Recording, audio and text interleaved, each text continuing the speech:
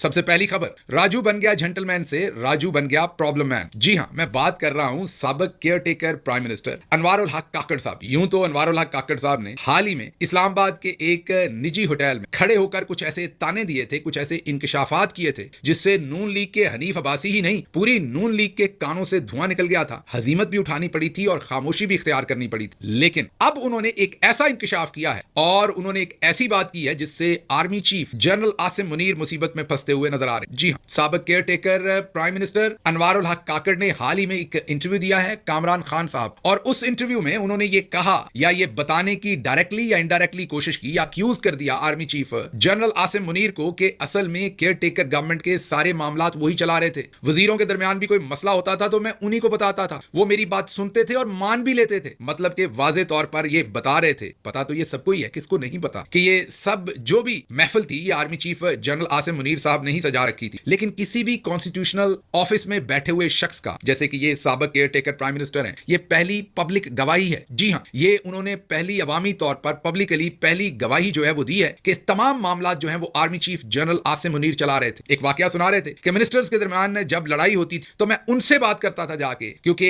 एक मिनिस्टर को लोग फारिग करवाना चाहते थे और उन्होंने जाके गलत इंफॉर्मेशन आर्मी चीफ को फीड की। फिर मैंने जाकर उनको सारी बात बताई तो उससे वो मिनिस्टर साहब बच गए। इससे वाज़ेह है कि हायरिंग और फायरिंग कौन कर रहा था, हुकूमत के मामला कौन चला रहा था और कौन इन सब का बॉस था। और केयर टेकर प्राइम मिनिस्टर जो कॉन्स्टिट्यूशन के हिसाब से तो खुद बॉस था मुल्क का, लेकिन वो बता रहे हैं कि असल बॉस कौन था। बात कुछ और हो रही थी, लेकिन उसमें से जानबूझकर घुमाकर ये हमला army chief general Asim Munir के ऊपर किया गया और एक पब्लिक रैकेट के अंदर ये चीजें रखी गई कि किस तरीके से वो उस वक्त गवर्नमेंट के तमाम मामला को हैंडल कर रहे थे, चला रहे थे। वुजरा की परफॉर्मेंस से लेके, तैनाती से लेके, फायरिंग से लेके और केयर टेकर प्राइम मिनिस्टर के तमाम मामला को भी वही डील कर रहे थे। ये बहुत बड़ी डेवलपमेंट है और देखते हैं आने वाले दिनों में और मजीद क्या बातें की जाती हैं। लेकिन इसके साथ साथ आपको हम बता चुके कि इस्लामाबाद के एक निजी होटल के अंदर खड़े होकर इनकी हनीफ अब्बासी साहब के साथ तूतकार हुई, जिसमें इन्होंने कहा कि अगर मैंने आप लोगों के फॉर्म 47 और इलेक्शन धांधली के बारे में इंकशाफात कर दिए तो आपके पल्ले कुछ नहीं रह जाए। ये सारी लड़ाई किस बात पे थी? ये लड़ाई इस बात पर थी कि चंद बिलियन डॉलर्स कुछ गंदम इंपोर्ट हुई थी और उस गंदम इंपोर्ट के ऊपर जो पाकिस्तान मुस्लिम लीग नवाज की गवर्नमेंट है वो कहती है कि अनवारुल हक काकड़ साहब ने उसमें करप्शन की। ये बात वो टेलीविजन पर आकर पब्लिकली भी ये वाली बात तो नहीं की करप्शन की, लेकिन ये उन्होंने कहा कि इसमें बेज़ाब्तगियां हुई हैं और इसकी तहकीक होनी चाहिए। उसके जवाब में अनवारुल हक काकड़ ने कहा कि ऐसे बिजली घर जिन्होंने कभी बिजली ही पैदा नहीं की थी और उनको दहाइयों के हिसाब से 10 नहीं 15 20 साल इसलिए अरबों रुपया दिया गया कि उन्होंने कभी बिजली ही पैदा नहीं की थी, तो क्या वो करप्शन नहीं थी? मतलब यहां पर जवाब यह है कि अगर मैंने करप्शन की है तो आपने भी की है। ये जवाब था अनवारुल हक काकड़ का। और उन्होंने कहा कि अगर मेरी करप्शन खोली तो फिर बात बहुत दूर तक चली जाएगी। और एक जुमला ऐसा भी था जो मेरा ख्याल है उन्होंने नवाज शरीफ साहब से ही मुस्तहार लिया, और वो जुमला ये था कि अगर इतनी बड़ी पेमेंट्स बिजली घरों को हो सकती हैं तो अगर चंद दिन की गंदम हमने बरामद कर ली और उसमें कुछ आगा पीछा है तो इतना बड़ा कौन सा मसला है, इतना तूफान क्यों उठा रखा है। अब चलते हैं अगली खबर की तरफ, और अगली खबर है इकोनॉमिस्ट का वो आर्टिकल जो इसी खबर को कॉम्प्लीमेंट करता है। जी, जैसे अनवारुल हक काकड़ साहब ने कहा कि सब कुछ वही चला रहे थे mean army chief general Asim Munir, तो अब जो इकोनॉमिस्ट का आर्टिकल है वो आर्टिकल है तो lieutenant general retired Faiz Hamid साबिक डीजी ISI उनका जो ट्रायल हो रहा है, मिलिट्री ट्रायल हो रहा है, उसके बारे में है। और वो आर्टिकल असल में जो बात कहता है उसके अंदर वैसे तो बहुत तफसील है कि ये क्यों हो रहा है ट्रायल, पाकिस्तान की फौज का सियासत के अंदर कितना रोल है, कैसे सियासी जो पूरे का पूरा लैंडस्केप है उसे कंट्रोल किया जाता है, पार्टीज को, हुकूमत को, असल पावर ब्रोकर कौन है, बहुत कुछ लिखा है। आपको मौका मिले तो ये आर्टिकल जरूर पढ़िए, गूगल कीजिएगा इकोनॉमिस्ट का आर्टिकल, जनरल फैज हमीद का जो ट्रायल हो रहा है उसके बारे में तस्वीर भी हम दिखा रहे हैं। तो ये जो आर्टिकल है ये असल बात जो कहता है वो वही है, उसी बात को कॉम्प्लीमेंट करता है। और वो बात है जैसे मैंने आपकी खिदमत में अर्ज किया, काकड़ साहब ने जनरल साहब की तरफ सारे इशारे किए हैं, उसी तरीके से ये आर्टिकल भी यही कहता है कि जनरल फैज हमीद का ट्रायल इसलिए हो रहा है कि समझा जाता है कि वो इमरान खान के करीब थे या वो इमरान खान को सपोर्ट करना चाहते थे। तो दोबारा से एक और इल्जाम अब इकोनॉमिस्ट लगा रहा है कि जो कुछ भी हो रहा है वो भले मिलिट्री के अंदर एहतसाब हो रहा है या केयर टेकर प्राइम मिनिस्टर ने जो इंटरव्यू दिया वो सब निशाने अब जो हैं वो जनरल आसिम मुनीर की तरफ हैं कि ये सब कुछ उन्हीं के इमा पर हो रहा है। अगली खबर की तरफ चलते हैं। अगली खबर पाकिस्तान तहरीक इंसाफ के इंटरनल मामले की और वो है शेर अफजल मरवत साहब का मामला, जो हमें तो लगता था कि अब बंद हो जाएगा। हमने कल बहुत ही मुद्दबाना गुजारिश भी की, लेकिन उसके बाद मामला मुझे और खराब होते हुए लग रहे। अब मसला मसला ये है कि हमने तमाम जो बड़े फैक्ट्स हैं वो आपके सामने रिपोर्ट करने होते हैं, ना करें तो आपसे बददयानती है, करें तो हम फंस जाते हैं। हमारे जो कुलीग हैं कई दफा वो गुस्सा करते हैं, हालांकि यहां से मैं पार्टी पोजीशन तो देता नहीं, ये मेरा पर्सनल ओपिनियन होता है, लेकिन बहरहाल अब जो भी हुआ है रिपोर्ट तो करना पड़ेगा। एस्टैब्लिशमेंट के बहुत ही करीब समझी जाने वाली मुना आलम पाकिस्तान के अंदर जर्नलिस्ट हैं, पहले पीटीवी में भी रही हैं, आजकल गालिबन किसी आजाद चैनल के साथ काम करती हैं। मुना आलम साहबा ने कहा है कि अगर शेर अफजल मरवत को पार्टी से निकाला जाता है या रुकनियत मुअत्तल की जाती है तो उनके मजीद बयानात आएंगे और वो ऐसे इंकिशाफात करेंगे जो पीटीआई की अंदर की बातें होंगी और पीटीआई को उससे शदीद नुकसान पहुंचेगा। अगर देखिए उनकी रुकनियत मुअत्तल हो जाती है या कुछ हो जाता है या उनको अगर पार्टी से बेदखल कर दिया जाता है तो मरवत साहब आई एम श्योर यहाँ रुकेंगे नहीं, बल्कि उनके जो बयानात हैं वो और ज्यादा तेज भी होते जाएंगे और ज्यादा सख्त भी होते जाएंगे और वो बहुत सारे मजीद इंकिशाफात भी कर सकते हैं, बहुत सारी अंदर की बातें भी पीटीआई की कर सकते हैं जो कि शायद पीटीआई कभी भी नहीं चाहेगी कि वो बातें सामने आए। मरवत साहब ऑब्वियसली उनके पास मैं जाती तौर पर जानती हूँ कि बहुत सारी इत्तलात मौजूद है। मुना आलम साहबा ये भी कहती हैं कि वो बातें उन्होंने मुझे बताई हैं और वो उन बातों को सुनने के बाद ये कह रही हैं कि बहुत नुकसान होगा, ये ना। अच्छा, ये क्या शेर अफजल मरवत साहब या मुना आलम साहबा पहली दफा ये कह रहे हैं? नहीं, पहले भी बहुत सारे लोगों ने इमरान खान को ये कह रखा है माजी में। आप कितने बड़े बड़े नामों को याद कर सकते हैं कि अगर हमें हाथ लगाया तो हम वो करेंगे जो आपने कभी सोचा नहीं होगा और आपकी पार्टी को शदीद नुकसान हो। तो ये तकरीबन वही चीज दोबारा चल रही है। अब नतीजा वैसा ही होगा जो पहले बहुत सारे लोगों के साथ हुआ कि वो तारीख का हिस्सा बन गए और इमरान खान कल भी था, आज भी है और अवाम उसके साथ खड़ी है। या मरवत साहब वाकई कोई नुकसान पहुंचा सकते हैं, ये तो आने वाला वक्त आपके सामने बताएगा। मैं मुस्तकबिल तो आपको बता नहीं सकता, लेकिन ये मुझे हैरानी हुई है कि इनको ये सारी बातें एक सहाफी, वो भी एस्टैब्लिशमेंट की इतनी करीबी सहाफी मुना आलम साहबा, उनको बताने की क्या जरूरत थी और उनको ये कहने की क्या जरूरत थी कि अगर मेरे खिलाफ कुछ हुआ तो फिर मैं ऐसे बयान दूंगा कि पाकिस्तान तहरीक इंसाफ को नुकसान होगा। लेकिन चले आगे चलते हैं। मैंने जैसे कहा था कि हमने तो कल भी गुजारिश की थी कि आप खामोश रहिए, जाने दीजिए, दरगुजर कीजिए। ये मौका आपस की लड़ाइयों का नहीं है, ये मौका इमरान खान को जेल से निकालने का है और जो पाकिस्तान के अंदर डी चौक में हुआ और दूसरी चीजों पर हुआ उसके लिए इंसाफ लेने का है। आपस की लड़ाइयों में उलझेंगे तो बात कहीं और चली जाएगी, लेकिन उस बात को समझने की बजाय ये एक, मुझे नहीं पता पुराना है या नया है, लेकिन ये इस वक्त पूरे सोशल मीडिया पे गर्दिश कर रहा है। ये क्लिप जो मैं आपके सामने रखना चाहता हूं, पहले ये सुन लीजिए, फिर मैं दूसरी चीजें आपको बताता हूं। ये सुनिए। मैंने तो पार्टी के लिए खिदमत की थी, पार्टी का मुझ पे कर्ज नहीं था। बताता हूँ, किसी एक का मुझ पे रत्ती बराबर एहसान नहीं है। मैं अगर उठा हूँ और पार्टी की पूरी कैंपेन चलाई है, कसमन कहता हूँ ये कैंपेन न चलाते आपको खंबे भी न मिलते। ये आपने सुना, उन्होंने वाजे कहा कि पार्टी का मुझ पर कोई कर्ज नहीं है, किसी का मेरे पर एहसान नहीं है, सारे लोग मैंने निकाले, मैं ना निकालता तो ये सब कुछ ना होता। अब इसके जवाब में इमरान रियाज साहब इनके इस वीडियो से पहले ही एक बयान दे चुके। उन्होंने कहा कि मैं हल्फन कहता हूं कि अली अमीन गंडापुर ने मुझे खुद बताया कि शेर अफजल मरवत को एस्टैब्लिशमेंट ने खैबर पख्तूनख्वा में लॉन्च किया था। उन्होंने कहा कि क्या हम सब मरवत साहब से कम बहादुर हैं? क्या हमारा कबीला उनसे छोटा है? क्या हमारा कबीला उनसे कम तगड़ा है या उनका ज्यादा तगड़ा है? और क्या हम दिलेर नहीं थे जो हम बाहर निकल नहीं सकते थे? हमें निकलने की किसी को भी पूरे केपीके में इजाजत नहीं थी। इनको एस्टैब्लिशमेंट ने खुली छुट्टी दे रखी थी और ये निकलते थे और इनको निकलने के लिए तमाम आजादी थी और इनको एक ब्रांड बनाकर पेश किया जा रहा था। क्या कहा इमरान रियाज ने? सुनिए। गंडापुर साहब ने मुझे खुद कहा, मैं अल्फा आपको बता देता हूं। उन्होंने कहा कि कभी आपने सोचा है कि शेर अफजल मरवत को सारा कुछ क्यों कर पा रहा था जो हम नहीं कर पा रहे थे? क्या वो हमसे ज्यादा बहादुर है या हमसे ज्यादा कबीले वाला है या हमसे ज्यादा तगड़ा आदमी है? तो उन्होंने कहा कि इसलिए कि उनको एस्टैब्लिशमेंट का आशीर्वाद था कि करो जो दिल करता है करो। ये गंडापुर साहब ने कहा। तो जब इलेक्शन हो गया, शेर अफजल मरवत साहब बन गए एमएनए, तो उनके वो मकासद पूरे नहीं। अब आपने ये सुन लिया। अब आगे इमरान रियाज और भी एक बात कहते हैं, वो ये कहते हैं कि शेर अफजल मरवत जो है वो अपोजिशन लीडर बनना चाहते थे और मुझे उन्होंने लॉबिंग करने का कहा। सुनिए। जिंदगी में एक ही टेलीफोनिक कॉल हुई है तो मैं हैरान हो गया कि एक आदमी छूटते ही मेरे से ऐसी बात कैसे कर सकता है। यानी उन्होंने मुझे कहा कि मैं बनना चाहता हूं अपोजिशन लीडर और आप मेरे लिए लॉबिंग करें। तो मैंने कहा जी मैं लॉबिंग कैसे करूं? मैंने हंसना शुरू कर दिया। मैंने कहा जी मैं तो पॉलिटिकल मामलों में नहीं आता। सुन लिया आपने। अब इमरान रियाज, इसमें कोई शक नहीं कि उन्होंने बड़ी कुर्बानी दी, उनके साथ बड़ी ज्यादतियां हुई और उसके साथ साथ वो एक बड़े साहब हैं, बड़ा नाम है पाकिस्तान। उनको मेरा नहीं ख्याल कि यहां पर कोई भी झूठ या गलत बयानी करने की आदत है या जरूरत है, क्योंकि मैंने माजी में खुद देख रखा है कि उन्होंने मरवत साहब के बारे में अच्छे कलमात कहे हैं। तो मेरा नहीं ख्याल कि इमरान रियाज साहब का कोई इसमें पर्सनल एजेंडा है, वो वही बयान कर रहे हैं जो उन्होंने देखा है। अब एक तरफ मरवत साहब का ये कहना कि मैं निकलता था और मैंने पार्टी बचाई, अगर मैं ना निकलता तो खंबे भी ना होते और वोट ना पड़ता। इस बात की मुझे इसलिए समझ नहीं आती कि मरवत साहब के निकलने से भी पहले कुछ ना कुछ जलसे जुलूस हुए थे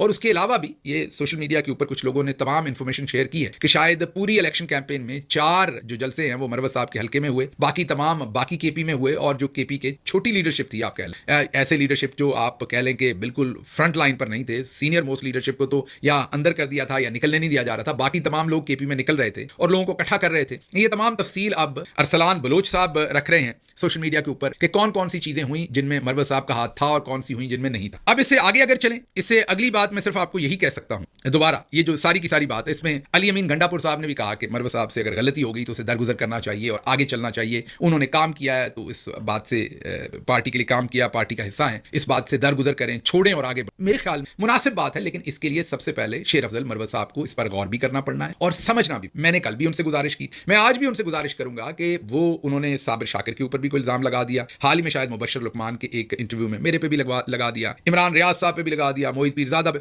कोई उन्होंने छोड़ा नहीं। तो मेरी उनसे गुजारिश ये है कि हमने जो भी फैक्ट्स होते हैं वो लोगों के सामने रखने। जैसे देखिए अली अमीन गंडापुर साहब ने आपकी सपोर्ट में बात की, मैंने यहां बताई। इमरान रियाज साहब ने अपनी याददाश्त शेयर की, मैंने बताई। आपने जो बयान दिया वो मैंने बताया। मुना आलम साहबा ने जो बात की वो मैंने आपको बताई है। लेकिन मैं अपना तज्जिया आपको दे देता हूं कि ये सब सच रिपोर्ट करने के बाद क्या शेर अफजल मरवत साहब आपका एक अच्छा इमेज जा रहा है? मेरी नाकस राय में, हालांकि मैं अगर इस पे कोई तज्जिया ना करूं, ये तमाम सिर्फ रिपोर्टिंग करूं जो कुछ पिछले 24 घंटे में आपने कर डाला है, तो मैं सिर्फ अगर ये रिपोर्टिंग करूं तो मैं आपको दावे से बताता हूं कि आपका बुरा इमेज जा रहा है। पीटीआई का जो रैंक एंड फाइल है, वर्कर है, वो दुखी होगा, उनका दिल दुखेगा, आपकी बातें कई लोगों को हर्ट करेंगी। तो मैं एक दफा फिर, मुझे पता है इसका फायदा नहीं होगा शायद, लेकिन एक दफा फिर for the larger interest of party मैं आपसे रिक्वेस्ट करूंगा कि ये चैनल, ये राउट मत लीजिए, खामोश रहिए, इमरान खान साहब को बाहर आने दीजिए। अगर आपको लगता है मैंने आपके साथ ज्यादती की है, या इमरान रियाज साहब ने की है, या साबिर शाकिर साहब ने की है, या पर से अब अली अमीन गंडापुर तो आपको सपोर्ट कर रहे हैं, उन्होंने अगर ज्यादती की है, या गौहर खान या किसी ने, या सलमान अकरम राजा के खिलाफ आपने 2-3 दिन पहले जहां से ये सारा किस्सा शुरू हुआ, आपने उन्हें सेक्रेटरी जनरल मानने से ही इनकार कर दिया, जिस पर फिर खान साहब ने स्टेटमेंट जारी। तो ये देखिए सारा इस वीलॉग का भी कई सारा हिस्सा जो है वो आपके ही बयानात को संभालने में गुजर गया। तो मेरी आपसे गुजारिश यह है कि आप खामोश हो जाए फिलहाल। जब इमरान खान बाहर आए तो अपना मुद्दा पूरा उनके सामने रखिए और वो फैसला कर देंगे आप दुरुस्त है या दूसरे दुरुस्त, और जो दुरुस्त हुआ वो ठीक हो जाएगा, जो गलत हुआ वो माजरत कर लेगा पब्लिकली आके स्टेटमेंट। अगर मुझे इमरान खान कहेंगे कि आपने मरवत साहब के बारे में ये गलत स्टेटमेंट दी, मेरा आपसे वादा है मैं आपसे पब्लिकली अपॉलॉजी करूंगा। वो मैंने जो बयान दिया होगा वो भी सुन लेंगे, जो आपने दिया होगा वो भी। इमरान रियाज के बारे में भी मैं ये जानता हूं कि अगर आप उन्हें कन्विंस करेंगे कि उन्होंने गलत स्टेटमेंट दी है, वो भी आपके लिए पब्लिक स्टेटमेंट जारी कर देंगे। साबिर शाकिर को भी मैं जानता हूं, इन तमाम लोगों को मैं जानता हूं। इसलिए इस वक्त आपसे मेरी दस्त बदस्त ये गुजारिश है, बहुत ही एहतराम, कि इस रस्ते पे आप जाएंगे तो मुखालफिन को फायदा होगा और यही वो चाहते हैं। तो मेहरबानी करके ये काम ना कीजिए, कोशिश कीजिए कि आप खामोशी इख्तियार करें और मामला आगे चले। अच्छा जी, पूरे पंजाब के अंदर बार्स में मेजर विक्ट्री मिली है पाकिस्तान तहरीक इंसाफ को। लाहौर बार का हमने रात को बताया था, अभी वजीराबाद और हर जगह ही, मुल्तान बार और जहां जहां देख रहे हैं पाकिस्तान तहरीक इंसाफ जीत रही है। अच्छा ट्रेंड है, हालांकि वकला को बहुत कंट्रोल करके रखा हुआ था चौधरी निजामुद्दीन ने, तो ये जो जंजीरें थी ये टूट रही हैं, वकला राय ले रहे हैं, अब अपनी आजादाना राय बार दे रही है। हालांकि सुप्रीम कोर्ट बार में आपने देखा कि उम्मीद कुछ और थी, लेकिन चौधरी साहब ने मैनेज कर लिया वहां। अब ये मैनेजमेंट क्योंकि एट लार्ज हो रहे थे इलेक्शन, इनमें वो नहीं कर सके और आपको जो सही अवामी पल्स है उसके नताइज आते हुए नजर आ रहे हैं। अगली खबर जो है वो आपके सामने गिलगित बल्तिस्तान से, जहां पर अपोजिशन लीडर जीबी मोहम्मद काजम मैसम साहब ने यह बयान दिया है कि गिलगित बल्तिस्तान में पाक आर्मी के जरिए इंटरनेट कंपनी जो है वो इंटरनेट फराहम करती है, सर्विसेज इंतहाई गैर मेयारी है। कंपनी के खिलाफ बात करें तो कौमी सलामती का मसला बना दिया जाता है, मतलब कि आप कंपनी की सर्विस में बात करें तो उसको भी कौमी सलामती के साथ लिंक कर दिया जाता है। बगावत गद्दारी की बातें होना शुरू हो जाती है। ये वो घुटन है जिसके अंदर अब लोग अपना सांस घुटता हुआ महसूस कर रहे हैं। मेरे ख्याल में लोगों को बात करने की आजादी देनी चाहिए और लोगों को इस बात की आजादी देनी चाहिए कि अगर किसी कंपनी की किसी भी, जब आप अगर एक सर्विस या प्रोडक्शन में आ गए हैं कहीं पे भी, वो दलिया है, सीमेंट है, बैंक है, कुछ भी है, तो वहां लोगों को आजादी दीजिए कि वो अगर आपकी सर्विस पसंद नहीं करते तो उसके ऊपर बयान दे। अच्छा जी, अगली खबर आपके सामने रखते हैं कि लाहौर में खोखर टाउन से एक बिलाल नामी शख्स को गिरफ्तार किया गया। इनके ऊपर इल्जाम यह है कि इन्होंने मरियम नवाज साहबा जो मुसाफा कर रही यूएई के सदर के साथ, उसकी कोई आर्टिफिशियल इंटेलिजेंस से तस्वीरें बनाई हैं, या उसको क्योंकि उन्होंने मुसाफा किया हुआ था तो वो कुछ आपने देखा वीडियोस बनी है जिसमें वो मुसाफा छड़ा के परे हो रही हैं और इस तरह की चीजें बनी, मैंने सोशल मीडिया पे देखा। उस इल्जाम में अब बिलाल नामी शख्स जो पहले शायद उम्रे पे गया हुआ था, वापस आया तो उसको एफआईए ने धर लिया है। कोई 20 के करीब जो है वो और लोगों के खिलाफ भी मुकदमा दर्ज कर लिए गए और उनको भी उठाया जा रहा है। अगली खबर जो है वो रावलपिंडी से ही है, पुलिस के बारे में ही। रावलपिंडी चक्री के इलाके में पुलिस जो है वो खुद बैटरी चोरी कर रही है गाड़ी। अब अगर जराइम में कमी करनी है तो लगता है इस हिसाब से तो अगर पुलिस ने खुद चोरियां शुरू कर दी हैं तो थाने बंद करने पड़ेंगे, पुलिस की तादाद में कमी करनी पड़ेगी, फिर जाके चोरियां जो है वो कम हो। अच्छा, अगली खबर जो है वो आपके सामने रखनी है। बांग्लादेश ने वीजे के लिए पाकिस्तान के लिए आसानी की है क्योंकि शेख हसीना वाजिद चली गई हैं और अब जो नई गवर्नमेंट है वो जाहिर है पाकिस्तान के साथ रिलेशनशिप बेहतर करना चाहती है, तो वीजे में नरमी की है। अब अप्रूवल वहां से नहीं ली जाएगी, यहीं से हो जाएगी। लेकिन दूसरी तरफ जो यूएई का वीजा है, हाल ही में जो रहीम यार खान में मुलाकात हुई है शहबाज शरीफ साहब की और मरियम साहबा की, लगता है कि उसके नताइज आए हैं। यूएई ने पाकिस्तानियों के लिए वीजे के जो कवानीन है वो स्ट्रिक्ट कर दिए हैं। अब किसी भी पाकिस्तानी ने अगर यूएई का वीजा लेना है तो उसके अकाउंट में काफी देर तक 1 मिलियन रुपीस, जी हां 10 लाख रुपए कम से कम उसके अकाउंट में रहें और वो दिखाएं कि वो पैसा उनके अकाउंट में पड़ा रहा, तो फिर जाके उनको वीजा मिले। ये काफी सख्त शराइत है, ये लेटेस्ट नई शराइत ये ऐड हुई है। अच्छा जी, अगली खबर ये है कि स्पीकर अयाज सादिक साहब ने कहा जाता था ना कि वो मुलाकात करवाएंगे इमरान खान से नेगोशिएशन कमेटी की, तो उन्होंने कहा मेरा जुम्मा कोई नहीं, और मुझसे तो पूछा ही नहीं गया जब ये नेगोशिएशन हो रही है, मैं तो कमेटियां बना दी थी, उसके बाद नेगोशिएशन खुद शुरू होगी, तो मतलब कोई ओनरशिप नहीं ले रहा हुकूमत की तरफ से। कल इरफान सदीकी भी इससे भाग गए थे, उससे पहले राणा सनाउल्लाह भी, और अब स्पीकर अयाज सादिक ने भी कह दिया कि मेरा इससे कोई लेना देना नहीं। उसके बाद अगली कुछ खबरें हैं जिन पर मैं बात करूंगा